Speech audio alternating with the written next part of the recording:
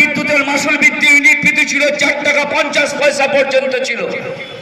আপনারা প্রত্যেকেই জানেন যে এখন 2024 সালে আপনার 179 ইউনিট ক্রস করার পর ইউনিট পিছু 11 টাকা 22 পয়সা করে প্রতি ইউনিট লাগছে।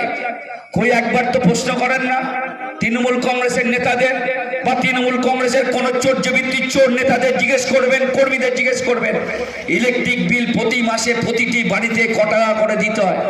ইলেকট্রিক বিলটা পড়বেন, এর পেছনে বিশাল টাকার কোটি কোটি টাকার দুর্নীতি আছে।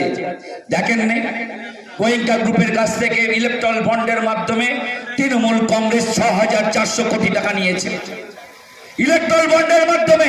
এই যে যারা ডিএল লটারি কাটেন, ডিএল লটারির কাছ থেকে 450 কোটি টাকা নিয়েছে এই তৃণমূল কংগ্রেসের সরকার। তাই আগামী দিন আপনাদের ভাবনা চিন্তা করতে হবে, কেন্দ্রে যে সরকারটা আছে